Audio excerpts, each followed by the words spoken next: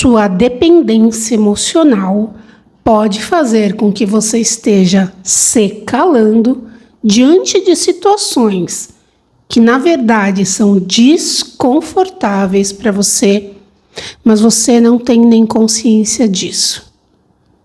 Se esse tema mexeu com você, com a sua curiosidade, fica aqui que a gente vai descer no detalhe. Todos nós fomos criados com limites. Algumas pessoas com mais limites, outras com menos. Depende de quem foi nosso mestre. Se o nosso mestre era uma pessoa mais rígida, mais dura, e mestre eu não estou falando professor, tá? Mas mestre é aquela pessoa que nos foi uma figura de autoridade. Pode ser um vô, uma avó, um pai, uma mãe, né? Normalmente, quem é criado por avós, os avós são mais permissivos que o pai.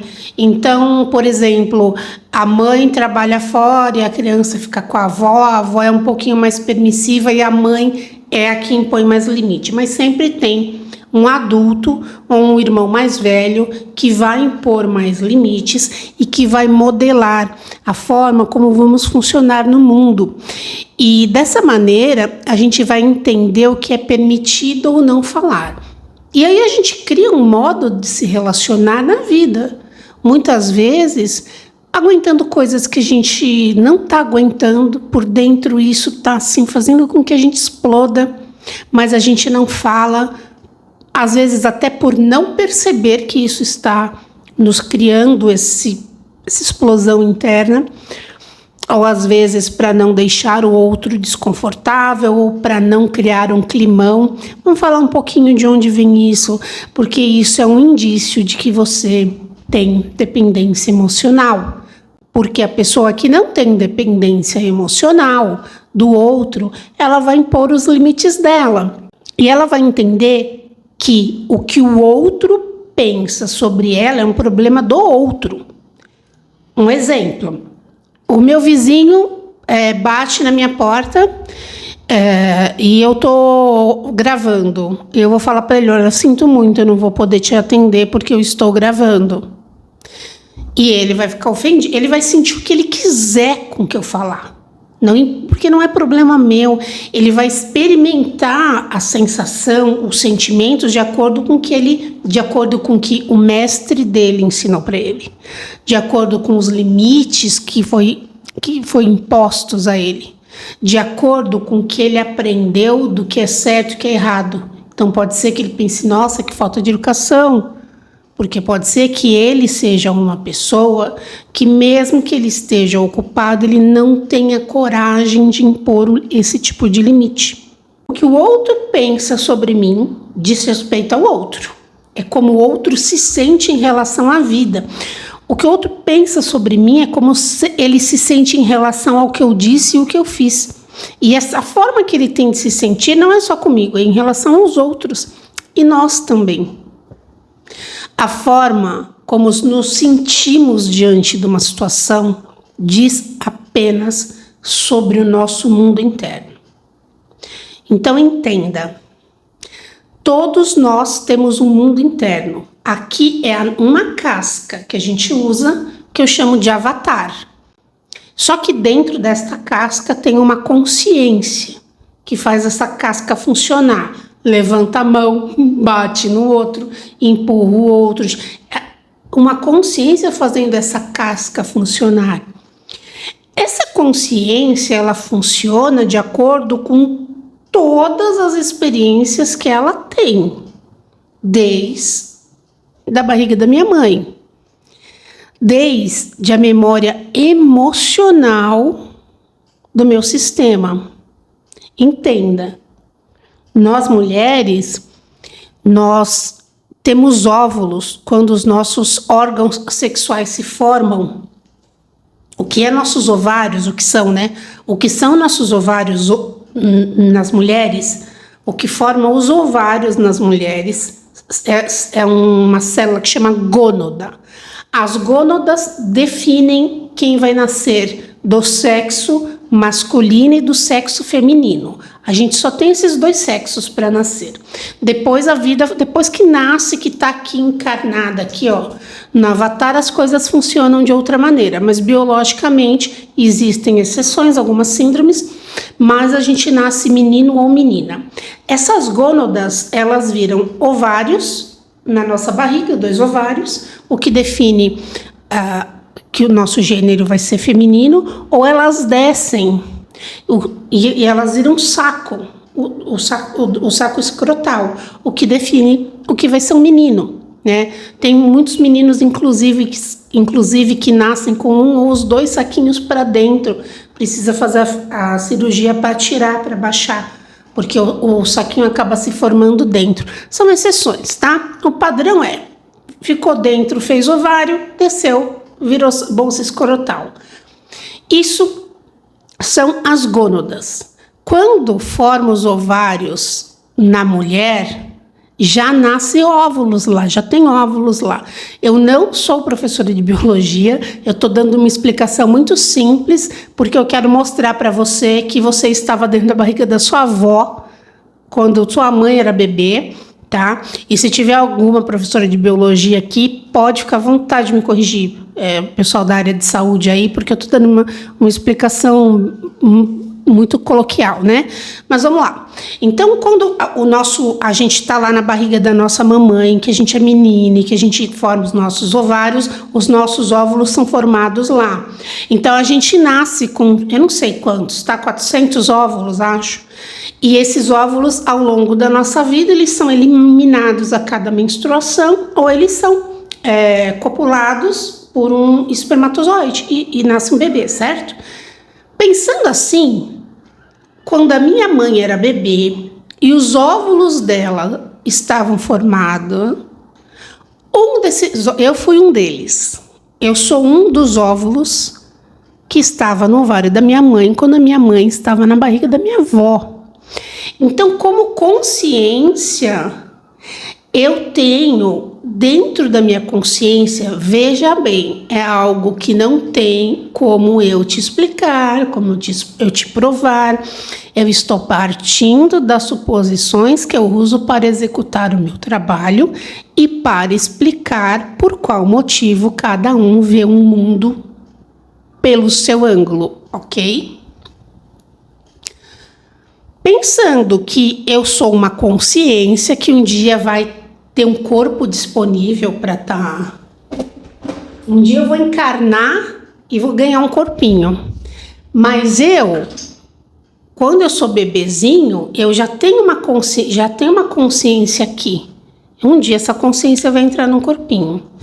Antes de eu ser um bebezinho, eu sou uma coisinha que está dentro da barriga da minha mãe. Se você é menino também, tá? Porque tanto menino quanto a menina é fecundado de um óvulo. Então, tanto o menino quanto a menina esteve na barriga da avó, tá? Porque do óvulo nasce um bebê.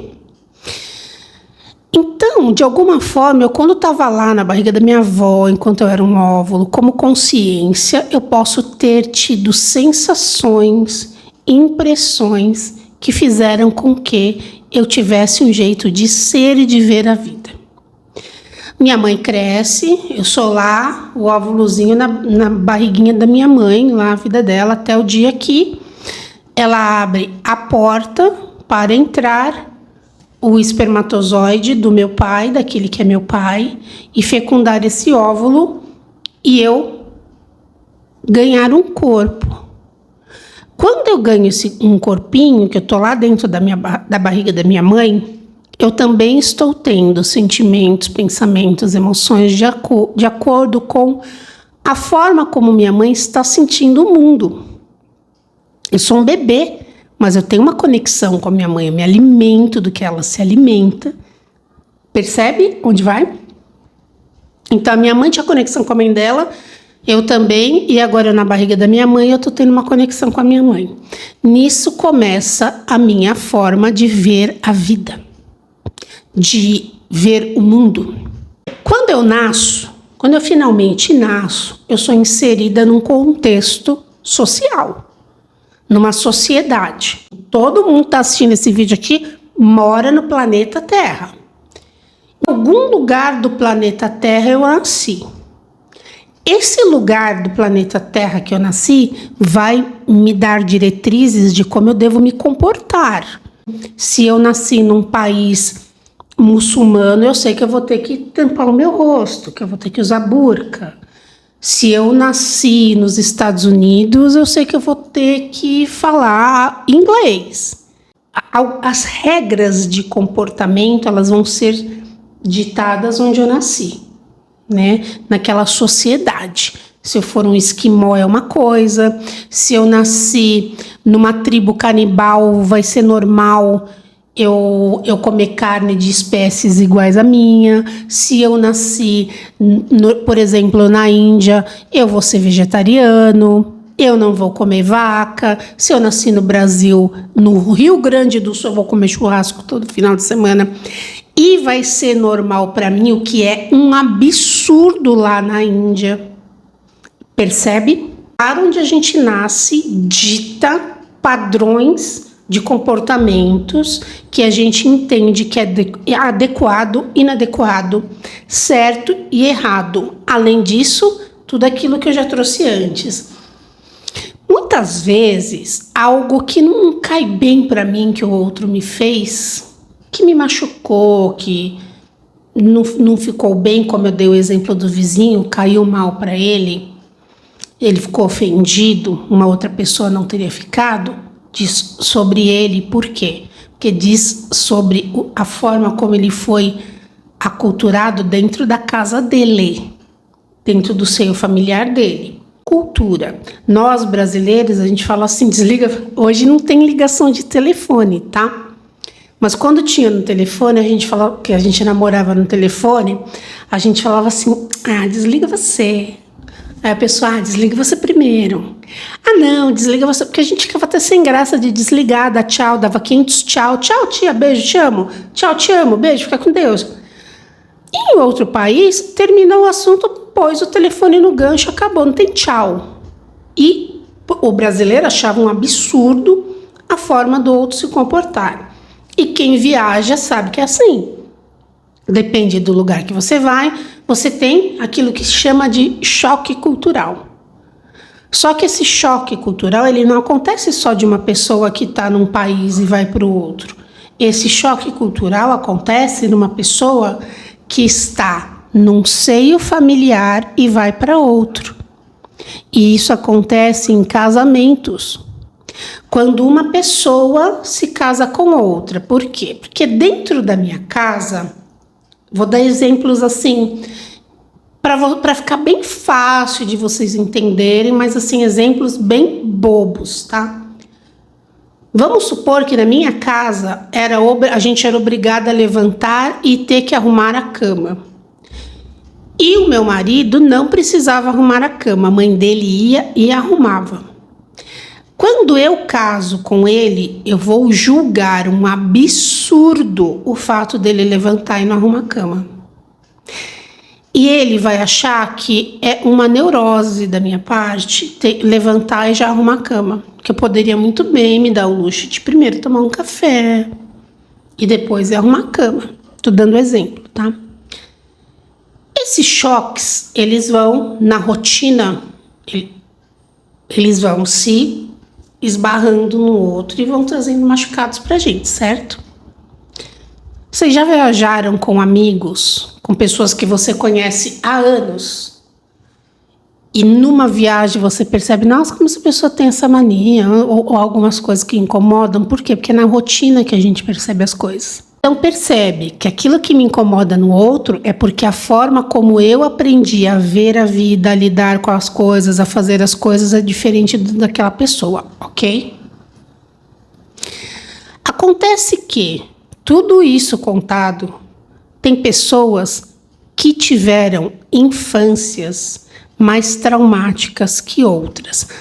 Todas as pessoas tiveram infâncias traumáticas. Pode ser porque a mãe saiu para ir tomar um banho e o bebê queria mamar e foi só um banho, como pode ser que tenha acontecido a pior coisa possível. Mas todos nós temos trauma, porque o trauma, ele não é exatamente o fato em si, mas é como nós sentimos o fato em si dentro de nós. Por isso que, quando a gente está adulto aqui, acontece uma coisa com uma pessoa e ela demora para se recuperar, aquilo dói demais, ela entra, sei lá, num lugar de depressão, de perca de vitalidade, de vitimização, e outra pessoa consegue sair da mesma situação de dor mais rapidamente. Porque são personalidades que se formaram de maneira diferente, tá? E assim, e daqui dá para fazer uma aula de 5 horas. Então eu não vou entrar nisso, na questão da maturidade emocional. Só quero mostrar as diferenças e eu quero que você entenda uma das vertentes de onde pode ter começado a sua dependência emocional. Aqui no sentido de não falar o que precisa ser falado. Tem vários motivos pelos quais a gente não fala o que a gente gostaria de falar, que a gente não tem coragem de dizer o que a gente pensa sobre outra pessoa, que a gente não tem coragem de impor o limite. Sabe aquela visita que está na nossa casa e a gente não tem coragem de pedir para ela ir embora? Uma pessoa que está bem resolvida consigo mesmo, ou que não mora no nosso país, que é cheio que tem estas regras, essa pessoa vai falar assim: você me dá licença? Que eu tenho que dormir, eu tenho que fazer tal coisa? E tá tudo bem? E o outro, se for da mesma cultura, não vai se ofender? E nós, brasileiros, a gente é melindrado, né? Brasileiro infantil nesse sentido. Se eu falar isso para uma visita na minha casa, ela não vai nunca mais falar comigo. Não é mesmo? Só que, quando a gente chega nesse lugar, dentro de uma relação, em que a gente não pode falar para o outro o que a gente está pensando e sentindo, nós perdemos uma forma honesta e saudável de se relacionar. Porque é como se a gente tivesse que pisar em ovos com o outro. Se o meu parceiro, a minha parceira, a pessoa que dorme comigo, é a pessoa que eu troco fluidos corporais com ela, é a pessoa que às vezes gerou um filho comigo. Se eu não posso ter intimidade de falar com esta pessoa, se eu não me sinto à vontade com esta pessoa, eu não vou me sentir à vontade com mais ninguém.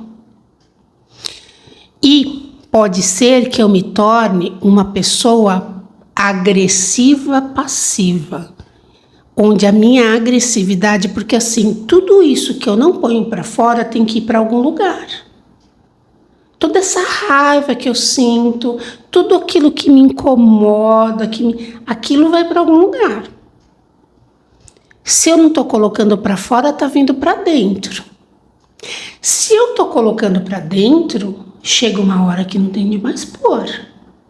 E aí ele começa a sair. Isso sai de uma forma agressiva passiva. Então a gente é agressivo sendo fofo. É bem complicado, né? Mas eu tenho certeza que você conhece técnicas agressivas passivas. Por exemplo, uma pergunta retórica. Do tipo, pergunta retórica é assim, ó. Você não vai com essa roupa, né? Você sabe que essa roupa não ficou legal em você, né? Isso é um comentário agressivo passivo. A pessoa, ela te ofendeu, ela disse que a roupa estava feia em você, que a roupa não estava legal em você, não dizendo. Muitas vezes o dependente emocional é essa pessoa, não é só o narcisista que é essa pessoa.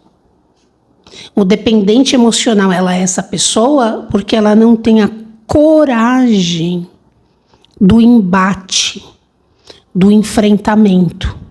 Porque lá atrás, quando ela era criança e ela fez isso, ela se deu muito mal. Aprendeu a reprimir as coisas que ela sentia. Só que a gente carrega modelos de relacionamento. E quando eu ainda não curei esse modelo de relacionamento que eu tive lá na minha infância,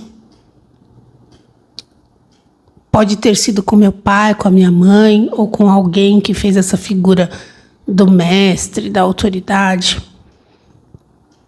Quando eu me senti machucada por esta figura, quando eu julguei de alguma forma dentro de mim se essa figura me fez algo bom ou algo ruim, eu acabo trazendo esse personagem para minha vida no corpo de outras pessoas. Me relaciono com pessoas que vão representar para mim, dentro do que eu sinto dentro de mim. Eu vou me relacionar com pessoas iguais àquelas figuras que me trouxeram dor. Não é que me trouxeram dor, tá? Que fizeram com que eu sentisse dor lá na minha infância. A forma como eu me relaciono hoje, com 20, 30, 40, 50, 60, 70 anos, ela tem base num modelo que começou lá quando eu era criança. Eu só vou repetindo os personagens. O texto é mais ou menos o mesmo. Para você entender, a vida da gente é como se fosse uma novela. Eu não vejo novela faz muitos anos. Mas a minha mãe vê novela. E às vezes eu tô passando, eu tô vendo, eu falo assim, essa novela vai acabar de tal jeito, tal jeito. Só eu passei e vi uma cena da novela. Não sei nem que novela que é. Por quê? Porque toda novela segue o mesmo padrão. Tem alguém que é ruim, alguém que é bom, tem uma vítima, tem um vilão, tem a pessoa má que faz mal, fica a novela inteira fazendo mal para a pessoa que é boazinha. Não existe pessoas de verdade na novela, né? Uma pessoa que ela comete coisas ruins para uma pessoa e é boa para outra, que essa é a verdade. Tá todo mundo aqui numa experiência tentando dar o seu melhor e tropeçando. O meu melhor, de repente, pode doer no outro. Mas a novela não. A novela segue aquele padrão e aí no final, como que acaba a novela? O fulano casa com Beltrano, as pessoas se casam lá, ficaram a novela inteira indo e vindo, ou se de crush um com o outro, no final da novela as pessoas casam, têm bebês e são felizes para sempre. Não é assim toda novela? Toda novela é variação do mesmo tema. Todo filme de suspense é variação do mesmo tema. O filme de suspense é uma vítima fugindo de um vilão o filme inteiro e no final o vilão pega o mocinho, ou o mocinho pega o vilão, ou o filme acaba às vezes sem a gente saber o final. A gente funciona igual na nossa vida. A gente só vai repetindo. A questão está, como eu vou identificar isso? Como que eu vou perceber onde que eu estou repetindo o padrão? Eu não tinha nem consciência até hoje que eu era uma dependente, que eu era uma pessoa que tinha dependência emocional. Eu nem sabia que o fato de eu não dizer o que eu estou pensando ao outro para não ofendê-lo era uma característica de uma pessoa que não faz isso porque depende emocionalmente da validação do outro. Onde isso começa? Começa numa família em que não é permitido que você expresse o que você pense. Antigamente, e pode ser que ainda exista famílias assim, aqui no Brasil, criança não abria a boca na hora do jantar. Conversa de adulto, ninguém se mete. Pessoas que aprenderam a ficar caladas, mas aquele sentimento vai para onde? Se eu estou sentindo raiva e fico calada, vai para onde aquilo? Aquilo tem que estar em algum lugar dentro de mim. E isso vai sair uma hora. O bico calado. Será que você é assim no seu relacionamento com seus amigos? No seu casamento? No seu namoro? No seu trabalho? Shhh, cala a boca. Fica gatinha. Será que você se relaciona com pessoas que te tratam desta maneira? Você não teve esse modelo lá atrás? Mesmo que não seja tão escancarado como eu estou mostrando, que tenha sido de uma forma mais velada, do tipo, espera um pouquinho, a mamãe está conversando aqui com o papai. Vai lá pro teu quarto brincar, vai. Pode ser, né? Esse tipo de comportamento do bico fechado faz com que a pessoa, ela não pode falar pro outro, né? Para não entrar em confronto. Então ela acaba desabafando com alguém. Ela acaba reclamando do que está acontecendo com ela com outra pessoa. Muitas vezes a gente vê pessoas em casamento de tantos e tantos anos reclamando das mesmas coisas do seu parceiro ou da sua parceira para a gente ou para os outros e nunca para o parceiro. E essas pessoas têm que ir para uma terapia de casal, que eu sou contra, tá? Terapia de casal. Um dia eu gravo um vídeo falando sobre isso. Eu acho que cada um tem que fazer a sua terapia. Porque é muito difícil um terapeuta de casal, eu acho praticamente impossível, um terapeuta de casal conseguir manter a neutralidade dos dois sem acabar tomando partido, mesmo que de uma forma muito inconsciente, de alguma das duas dinâmicas, tá? Mas enfim, é aquela coisa de eles falam mal um do outro para os outros, mas eles não dizem para si o que incomoda. Esse é um modelo de dependência do bico fechado. Eu me queixo do meu marido ou me queixo da minha esposa para os outros, mas não digo a ele ou a ela diretamente, porque isso criaria um climão, eu sofreria retaliação, ia me dar tanta dor de cabeça que é melhor eu aguentar calada. E muitas vezes não é porque o outro vai retrucar, é porque o seu sentimento de insegurança com aquilo que você sente com relação ao outro faz com que você não fale o que você pense. Porque lá atrás, no seu modelo de novela, o dia que você falou, você foi invalidado, não te deram crédito. Você imagina, não é nada disso. Isso é coisa da sua cabeça, não foi isso que eu quis dizer. E aí você aprende que talvez o que você esteja sentindo não seja coerente. Olha que confuso.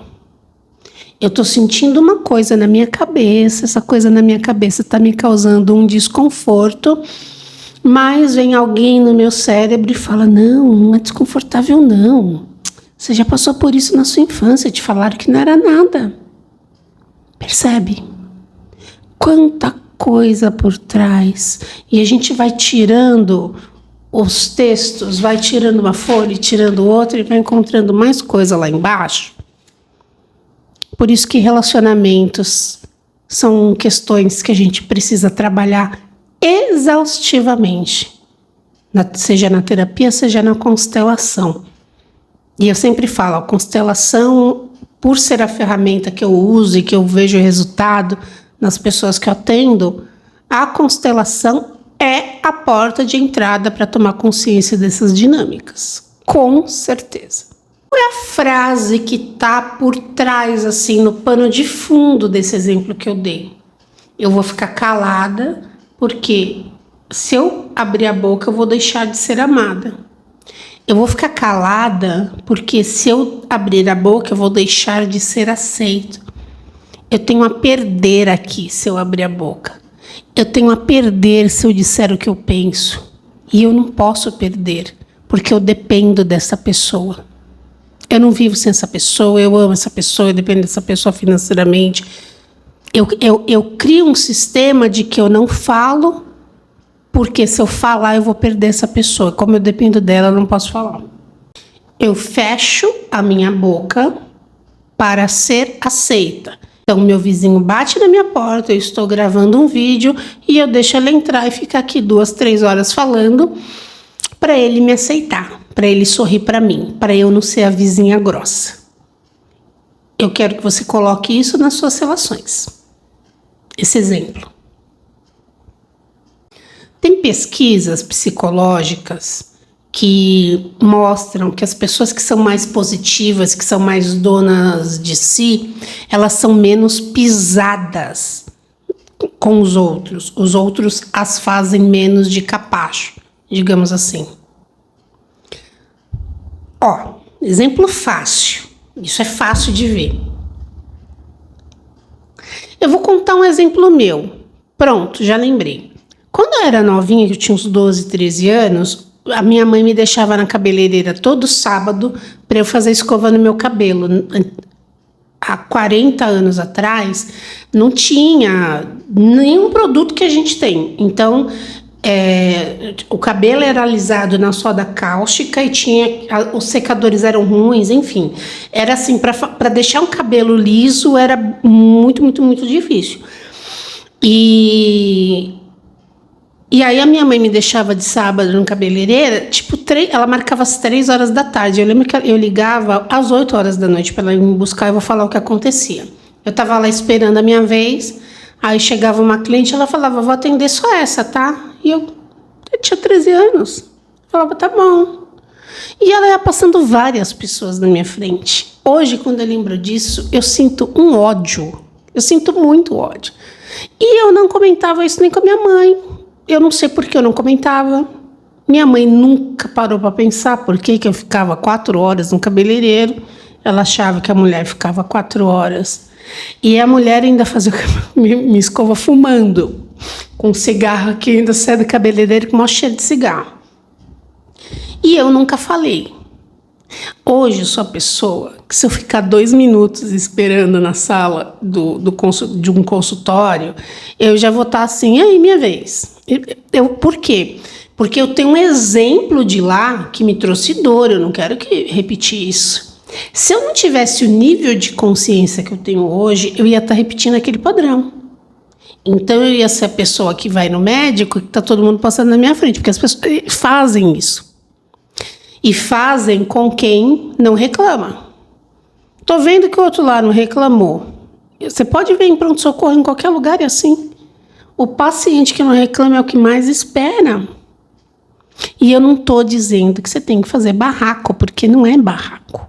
É só assim, que horas que é a minha vez?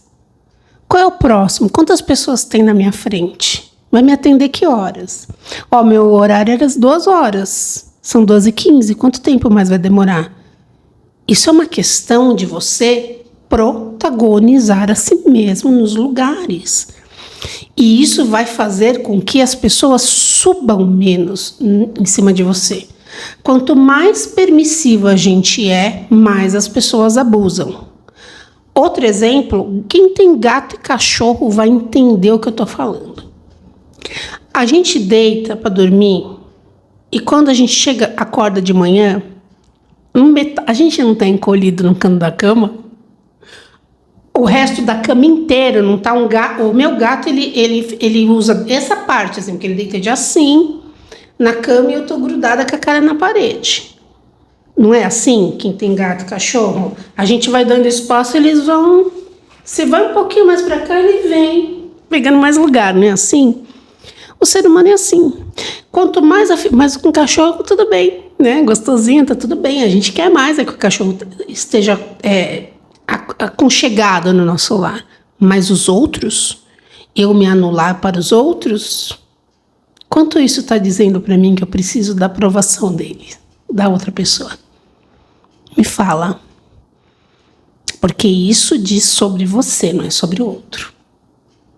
Se você está preocupada com o que o outro vai pensar, isso diz sobre você, não diz sobre o outro. Gente, o respeito ele é conquistado a partir da hora que a gente começa a manifestar, exigir esse respeito. E a gente vai fazendo isso devagarinho. Pode ser que no começo a gente erre a mão. Pode ser que no começo a gente exagere. E faz parte do processo, tenha paciência com você. O certo, entre aspas, porque não existe certo nem errado, mas é sempre o caminho do meio. Eu estava no 8, eu vou para o 40, não para o 80. Mas como eu não sei ainda, É igual você vai fazer um bolo. Quando a gente não sabe fazer qualquer comida, a gente erra a mão no sal, erra a mão no açúcar, se não tem uma receitinha. Aqui não tem receitinha, porque aqui é na tentativa de erro e acerto do que é bom para você, do que é bom para mim. Então vai chegar pode ser que um dia eu salguei um pouquinho demais aqui, tá tudo bem. Na próxima eu sei que eu ponho uma pitadinha a menos, mas eu vou começando a me movimentar para fazer uma receita diferente. Porque aquela que eu venho repetindo todos esses anos, de deixar as pessoas passarem na minha frente na cabeleireira, essa só me trouxe dor e sofrimento. E eu sentia raiva. Eu nem lembrava disso, eu não sei o que eu fui lembrar esses dias dessa história. Eu nem lembro por quê, que eu pensei, cara, eu? É impossível que eu tenha deixado isso acontecer, e eu deixei. Eu deixei naquela época, eu não tinha consciência do quanto aquilo era abusivo. Hoje eu acho um absurdo. Eu gostaria muito de encontrar essa cabeleireira. Muito. De falar isso para ela. E assim é. Quanto mais espaço eu dou para o outro, mais o outro entra na minha vida.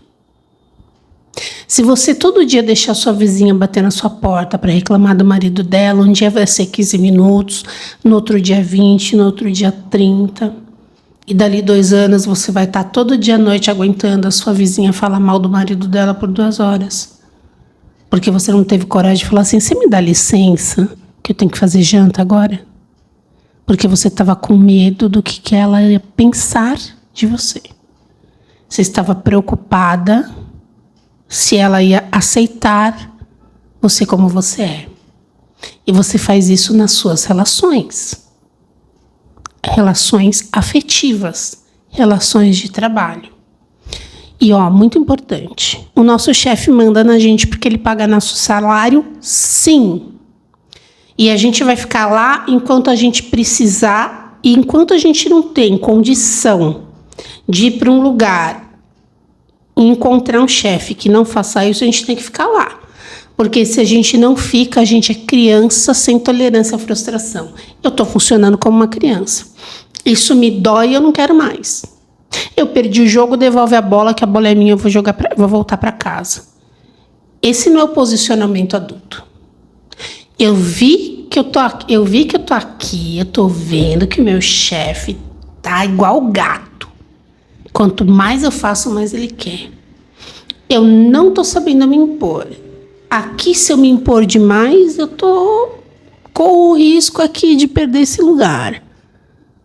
Eu não tenho adulto para pagar minhas contas. Eu vou ser adulta o suficiente de entender como eu posso resolver essa situação dentro de mim agora e me qualificar tecnicamente para procurar um lugar melhor do que aquele sem julgar o meu chefe.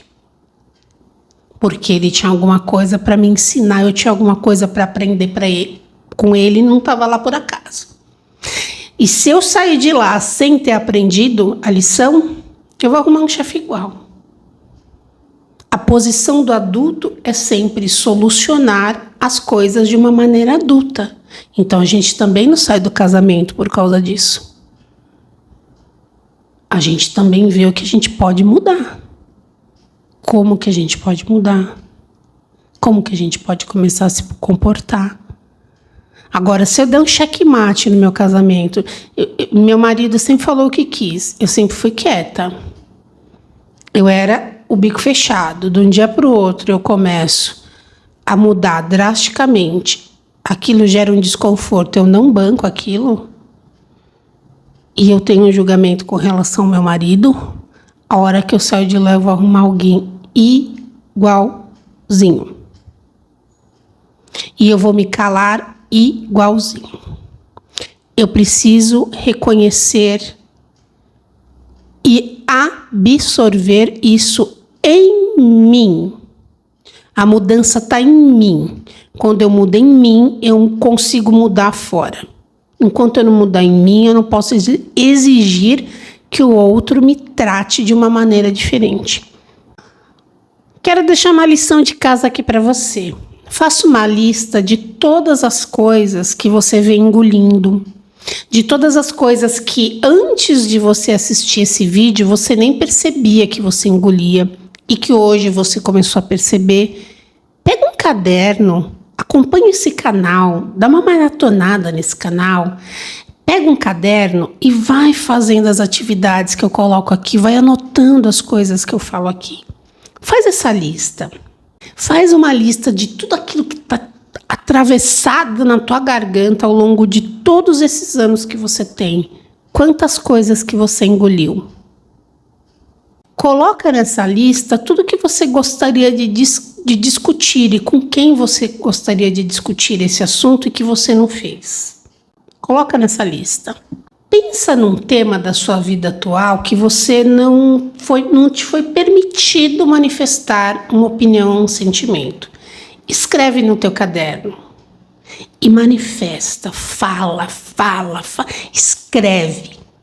Senta um dia e escreve. Se você tem receio de que alguém pegue seu caderno, faça isso num bloco de notas no seu telefone ou no seu computador. Vocês sabem que eu gosto de caneta e papel. Lápis e papel. Porque a gente consegue escrever mais rápido. Mas se você tem receio de que alguém vai pegar, faça assim. Se você é tão angustiante, grava áudio. Monta um grupo com você mesmo no WhatsApp e manda por áudio. Se é coisa que você tem que vomitar de falar. E fala, deixa isso vir. Vamos começar a colocar para fora isso que estava até hoje submerso no profundo do seu inconsciente. Eu quero que você pense nessa situação e eu quero que você pense nessa situação hipoteticamente. Se você tivesse, depois que você fez isso, gravou, escreveu tudo que você queria falar, hipoteticamente pense o que de pior aconteceria se você tivesse falado para a pessoa o que você queria, tudo que você estava pensando. Qual seria o pior cenário? Escreve aí. O que teria acontecido no pior cenário com você e com essa pessoa? Quais seriam as consequências? Você teria medo? Você se sentiria constrangida? Você morreria? Você apanharia? Você se separaria? Você perderia a amiga? Você perderia o emprego? Escreve aí o que no pior cenário que poderia acontecer. Você perderia o vizinho? Essa pessoa cometeria alguma violência física com você? Escreve aí. Outra pessoa se sentiria magoada, rejeitada, afrontada? Como a outra pessoa se sentiria? Agora eu quero que você verifique essa suposição que você pensou no pior cenário e pense se de fato isso poderia acontecer. Sim ou não? Poderia? Não, sim, Catê, sim, poderia. Poderia sim. Então coloca aí, poderia. E se você fizesse isso, o que de melhor poderia acontecer? Qual seria o resultado mais positivo que isso poderia trazer para você? Também escreve aí. E agora, para terminar esse vídeo, eu quero que você refaça essa lição, esse finzinho, volta no finzinho, e refaz essa simulação do que aconteceria se você fizesse aquilo de uma maneira que a solução fosse boa para ambas as pessoas. Mas, Catê, isso seria impossível para mim, na relação que eu estou hoje, isso não vai acontecer, porque o meu marido é um narcisista, porque o meu vizinho é narcisista. Não importa, você vai fazer na sua cabeça, sabe? É o final feliz, assim, do que você acha que seria ideal. O 40, nem um 8, nem um 80, qual seria o caminho do meio? Eu vou pedir para você comentar nesse vídeo. Seus comentários são tão importantes para mim nos meus vídeos. Simone, querida, muito obrigada por você sempre comentar aqui. Gratidão. Você, Anne e todas as pessoas que comentam aqui. Eu amo muito vocês, viu? Um beijo da Catê e namastê.